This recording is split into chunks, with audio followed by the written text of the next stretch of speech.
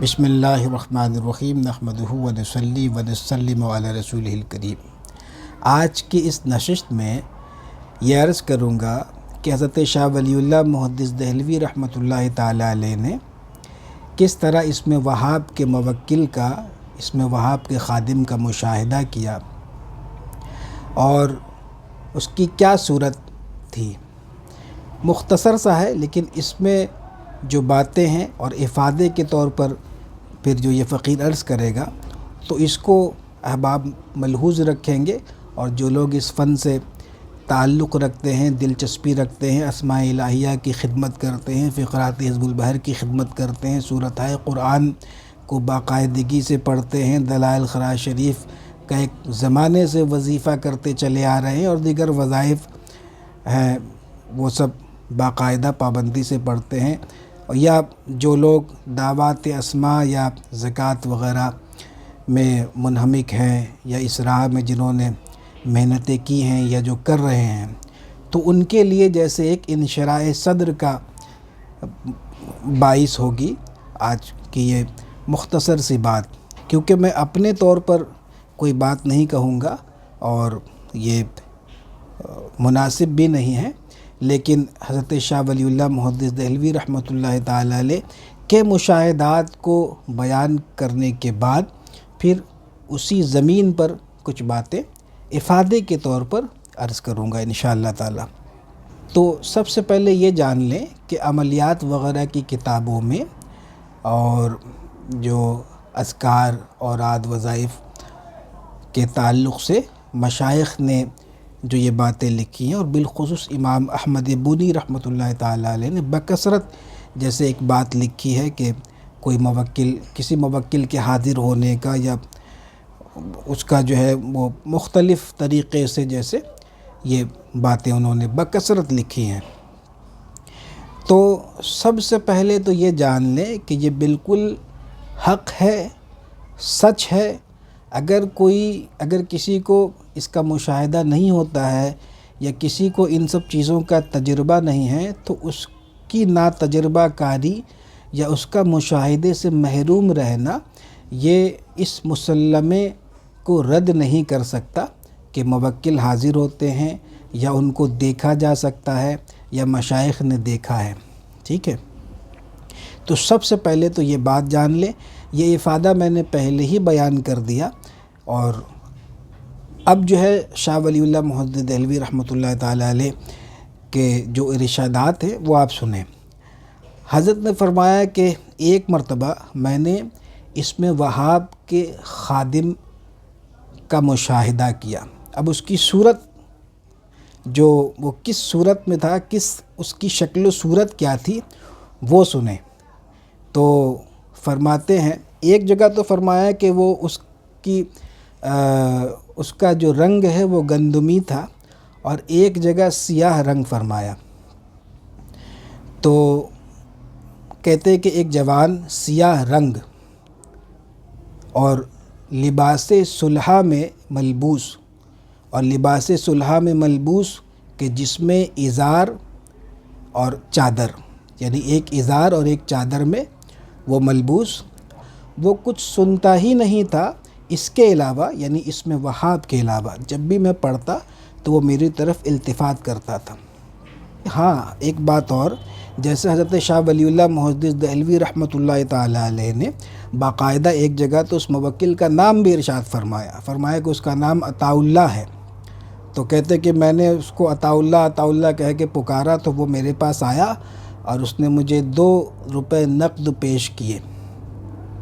تو میں نے اس میں سے 1 روپیہ قبول کیا،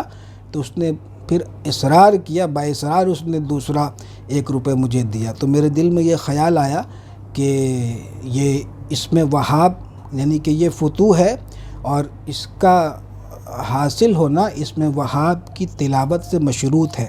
تو کہتے کہ پھر میں نے ایک مخصوص تعداد میں اسم وہاب کی تلاوت کی، اس کو پڑھا، تو مجھ کو فتوح کثیرہ ملی۔ تو اس سے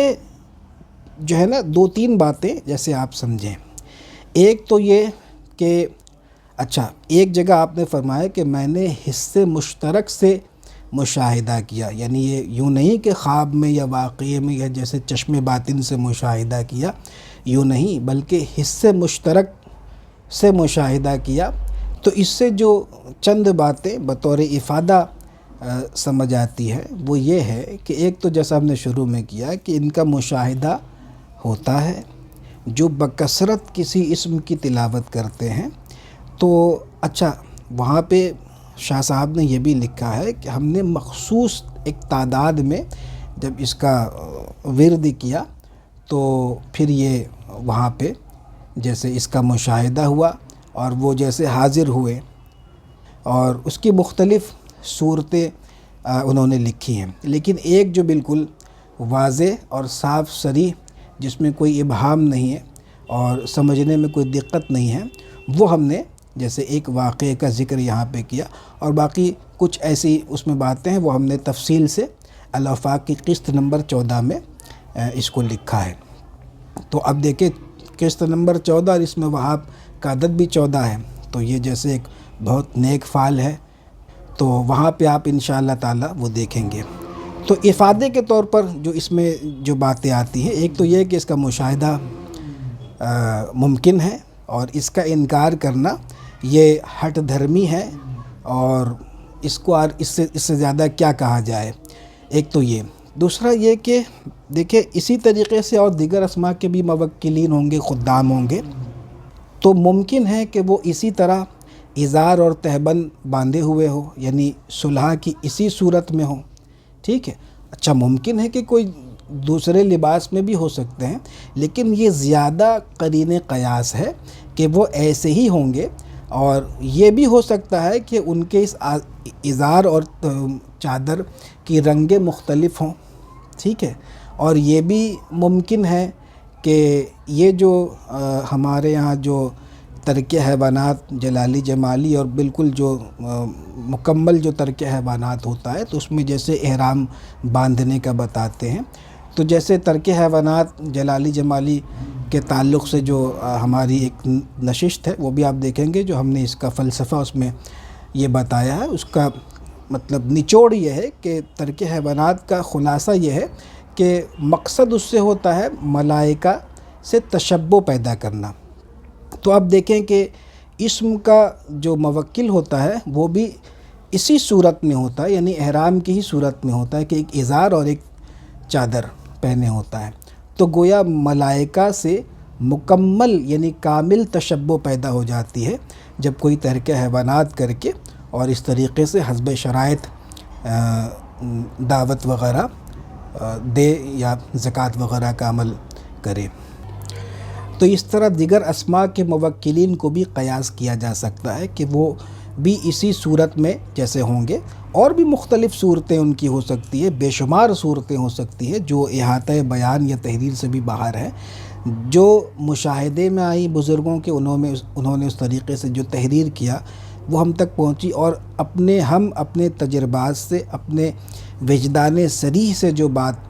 جانتے ہیں، جو کر سکتے ہیں، جتنا کرنے کی اجازت ہے، وہ ہم جیسے یہ بات اس لیے کر رہے ہیں تاکہ آپ کا یقین اس سلسلے میں پختہ ہو، اور اس میں اگر کسی کو مشاہدہ نہیں ہوتا ہے یا موکل حاضر نہیں ہوتا ہے جیسے جو ہم لوگ کہتے ہیں، تو اس صورت میں بھی اس کو احساس کمتری میں مبتلا ہونے کی قطعاً ضرورت نہیں ہے، ٹھیک ہے۔ اور اس زمانے میں تو ہمارے مشائخ نے صاف صریح لفظوں میں جیسے منع کیا ہے کہ موکل کے حاضر کرنے کی نیت سے جو ہے کوئی وظیفہ یا عمل وغیرہ نہ کیا جائے، پڑھا جائے۔ ہاں، اگر کسی کی قسمت کا ستارہ ہی اوج سریہ پہ پہنچ جائے اور اس کا جیسے چشم باطن واہ ہو جائے، تو اس کے لیے تو یہ استثناء ایسے لوگوں کے لیے ہمیشہ سے ہے اور ہمیشہ ہی رہے گا، ہر زمانے میں ایسے لوگ ہوئے ہیں۔ تو یہ ایک بات ہے کہ اس میں شوق رکھنا چاہیے، اور وہ اس شوق کو مطلب جو جیسے ہم اکثر ایک بات کرتے ہیں کہ شریعت اور طریقت اور تصوف کے حصار کے اندر رکھنا چاہیے۔ اب اس کے حصول کے لیے جو ہے بے سر و پا کے حرکات کرنا اور ابتدائی ریاضت کو چھوڑ کر کے اور پھر اسی میں بالکل جیسے ایک دم اظہار کس کر کے، جیسے ہمارے یہاں کلکتہ بولتے ہیں کانچا باندھ کر کے ایک دم جیسے کود پڑنا، تو یہ مناسب نہیں ہے۔ پھر اس کے لیے جو ایسا کرے گا، یعنی کہ اس لالچ میں کہ وہ موکل کو دے کے مشاہدہ کرے، تو پھر وہ اس کو پہلے سے ہی آگرہ کے پاگل خانے کا ٹکٹ کٹا کر کے رکھنا پڑے گا۔ تو سوائے نقصان کے اس میں فائدہ ہونا نہیں ہے، جان کا نقصان، مال کا نقصان ہو سکتا ہے۔ تو ان سب باتوں کے بتانے کا مقصد یہ شوق دلانا ہے۔ ضرور ہے کہ آپ اس راہ میں جو محنت کر رہے ہیں تو وہ بیکار نہیں جائے گی، مشاہدہ ہو نہ ہو لیکن محنت رائے گا نہیں جائے گی، لیکن یہ ترغیب دینا بھی نہیں ہے کہ آپ جو ہے وہ مطلب تسخیر موکل اور تسخیر جنہ وغیرہ کے اعمال کریں۔ تو بین بین اور جو ایک بیچ کی راہ ہے کہ مرشد یا استاد کی نگرانی اور ان کی اجازت سے یہ چیزیں جو ہے کرنی چاہیے، کہ اگر وہ آپ کو اس کا اہل پائیں گے، آپ کے اندر میں ایسی استعداد اگر دیکھیں گے تو پھر آپ کو جیسے اس قسم کے اعمال کرائیں گے، اور ان اعمال میں فی زمانہ جو نیت کی رعایت ہے، کس حد تک آپ کو کرنا ہے، اس طرف جو ہے رہنمائی کریں گے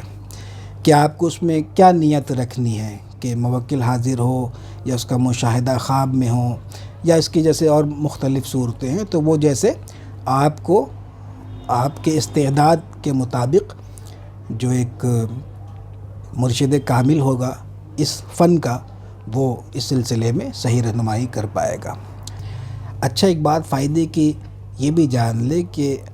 ہمارے مشائخ میں سے اعلیٰ حضرت عظیم البرکت کے پیر و مرشد شاہ آل رسول احمدی مارہروی رحمۃ اللہ تعالیٰ علیہ بھی اس میں وہاب کے بہت بڑے عامل تھے، اور آپ سے باقاعدہ ایک عمل اس میں وہاب کا یا ہیبتو والا منسوب ہے، اور یہ بڑا جلالی عمل ہے، ایک دن کا ہے لیکن بہت جلالی۔ تو اب جیسے